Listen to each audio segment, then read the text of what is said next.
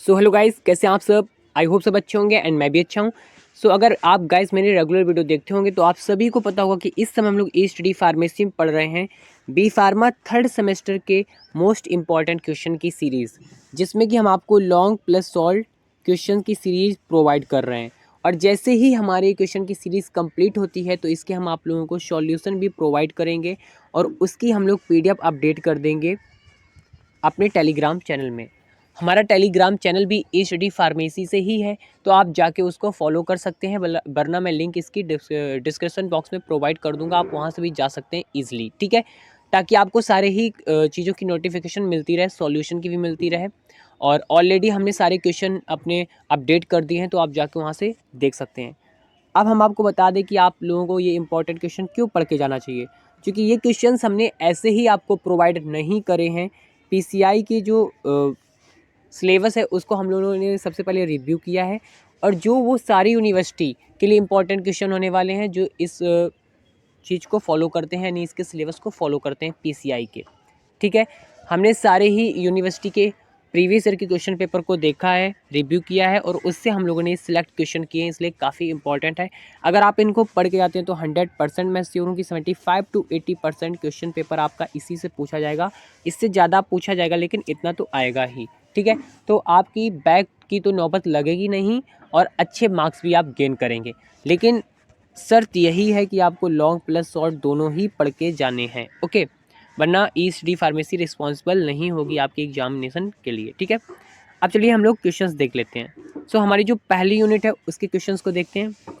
Guys, हो सकता है कि काफ़ी ज़्यादा आपको नॉइस आ रही हो, क्योंकि मैं अभी गांव आ चुका हूं और यहाँ पे थोड़ा सा शोर हो रहा है, लेकिन मैं फिर भी आपके लिए वीडियो शूट कर रहा हूँ, क्योंकि अभी आपको वीडियो जल्दी से प्रोवाइड करना ज़्यादा इंपॉर्टेंट है। मैंने इसलिए थोड़ा सा दिन हो गया है, रात को नहीं बनाया, ठीक है। तो पहला जो क्वेश्चन है वो क्या है, काफ़ी इंपॉर्टेंट है।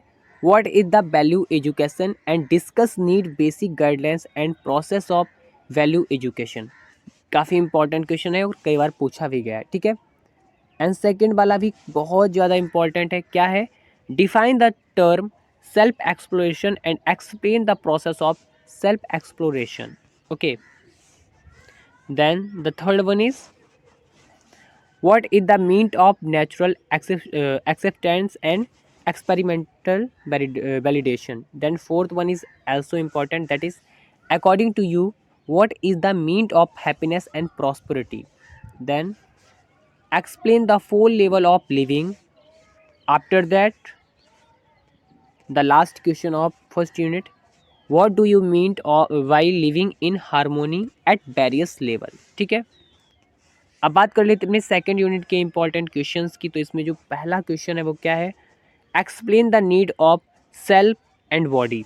सेल्फ को यहाँ पे आई बोला गया है, ठीक है, तो इसकी नीड आपको बतानी है, इंपॉर्टेंट है। And second one is explain the harmony in the self and what are the source of imaginations, ठीक है, जिसे हम लोग एब्जॉर्प्शन भी बोलते हैं, ठीक है। Third one is third, what is the difference between sanyam and care, ठीक है। Then what do you understand coexistence between I and body. I को यहाँ हम लोगों ने सेंटेंट बोला है और यहाँ पे इसको मटेरियल बोला है। Then fifth one is define सुख एंड सुविधा। थर्ड यूनिट के इंपॉर्टेंट क्वेश्चन की अगर बात करते हैं तो इसमें जो पहला क्वेश्चन है वो क्या है, explain the difference between intention and competence. Then second one is give the 5 dimension of human order. Then third one is what do you understand affection and love. इसके बाद आपका फोर्थ क्वेश्चन भी काफ़ी important है, मैंने इसको टिक कर रखा है। Describe the mean of trust and explain how trust is the foundation value of relationship. Then fifth one is also important, that is what is the building block for harmony in the society. Then sixth one is what is the means of Ubhay Trapti according to you. अब अपने fifth unit के important question को अगर देखते हैं तो पहला जो है काफ़ी इंपॉर्टेंट है, define self regulation and explain recyclability and self regulation in nature. Then second one is also very important, that is explain the four order of nature with example. and the third one is define existence and slow that existence in the form of coexistence. Okay, then the fourth one is define harmony in nature and why it is important. And the last question of unit 4 is, that is fifth one, explain the holistic perceptions of harmony at all level of existence. Okay, and the last unit important question is, that is fifth unit. The first question is explain holistic technology and universal human order in detail. And the second question is very important, that is define professional ethics and discuss the characteristic and resolve character issues in professional ethics. Okay,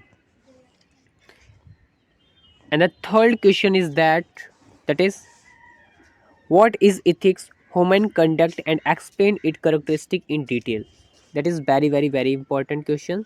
And the last question of unit 5th is define whole existence and coexistence. Okay, so these are the important question for first to fifth unit. Okay, सो इन सारी questions को आपको पढ़ के जाना है long question के हिसाब से, और हम इसकी शॉर्ट क्वेश्चन की भी कल वीडियो अपडेट कर देंगे। और मैंने ऑलरेडी पीडीएफ फॉर्म में उसको दे रखा है अपने टेलीग्राम चैनल में, तो आप वहाँ से जाके देख सकते हैं। ठीक है, अब तो ये रहा ये बात। ठीक है, अब मैं आपसे फिर से एक बार बता देता हूँ कि अगर आप लॉन्ग और सॉल्ट पढ़ के जाते हैं दोनों क्वेश्चन, तभी जो ई स्टडी फार्मेसी है आपके एग्जाम के लिए रिस्पॉन्सिबल होगी, अदरवाइज नहीं होगी। मैं 100% श्योर हूँ कि 75 to 80% क्वेश्चन इससे पूछे जाएंगे अगर आप पढ़ के जाते हैं तो।